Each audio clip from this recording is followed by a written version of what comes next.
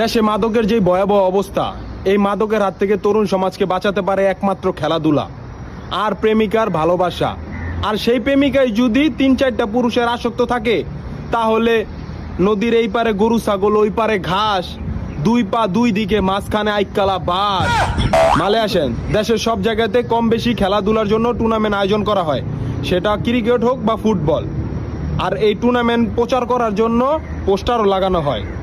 তার মধ্যে 10 জন কমিটির নাম ও নাম্বার দেওয়া থাকে, যার মধ্যে 5 জন হইল নিয়মিত গুড়িখোর, 2 জন হইল 3 মাস ভিতরে থাইকা জামিনে বাইরেছে, আর 2 জন হইল রিহাব সেন্টারে ছিল, আর 1 জন এই 9 জনের লগে ঘুরতে ঘুরতে ওই শালায়ও সমাজের চোখে মাদক আসক্ত।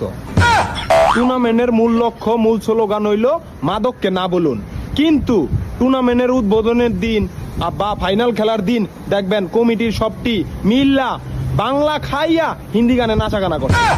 আর ফাইনাল খেলার প্রধান আকর্ষণ হইল প্রধান অতিথি। আর এই প্রধান অতিথি আবার পাইকারি দরে কমিটির সবার অভিভাবক, এলাকার মাদক ডিলার। এখন আসেন ফাইনাল পুরস্কার, 32 ইঞ্চি LED টিভি, নয়তো আস্ত একটা খাসি। ফাইনালে চ্যাম্পিয়ন হওয়ার পর এই টিভি নিয়ে টানাটানি, পরে দলের ক্যাপ্টেন কইব, আচ্ছা টিভিটা আমার বাসায় থাক, 5,000 টাকা দিতাছি, এই টাকা দিয়া মাল আন, রাইতে পার্টি করবো। আবার মাদক। আর প্রথম পুরস্কার যদি ছাগল বা খাসি হয়, তাহলে যেই রাইতে রান্না করব, তখন এলাকার বড় ভাইকে কিছু দাওয়াত দিব। বড় ভাইরা আইসা খাওয়া দাওয়া কইরা যাওয়ার সময় কিছু হাদিয়া দিয়া যাইব। হাদিয়া দেওয়ার পর সেই হাদিয়া দিয়া কইব, দোষ মাংসটা একে রইছে, ওই টাকা দিয়ে 1 বোতল আন, সেই হইব। আবার মাদক। অপরদিকে ফাইনালে হারছে অল্প একটুর জন্য, ওরাও মনের কষ্ট ভুলার জন্য এলাকায় যাইয়া কইব, দোস্ত বাদ দে, হারছি তো হারছি, সবাই 300 কইরা টাকা দে, 10টা বিচি আনি। আবার মাদক।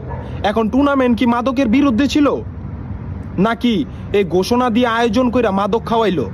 এর ব্যাখ্যা খুঁজতে গিয়া আপনি নিজে না খাইয়া পিনিকে পইরা যাবেন গা। এই হইল অবস্থা। তবে সত্য কথা এটাই যে খেলাধুলাই পারে মাদক থেকে মানুষকে বিরত রাখতে, কিন্তু এইটা পরিচালনা করতে হবে যারা সৎ সচেতন, তাহলে এটা দিয়ে ভালো ফল আসবে। আল্লাহ হাফেজ।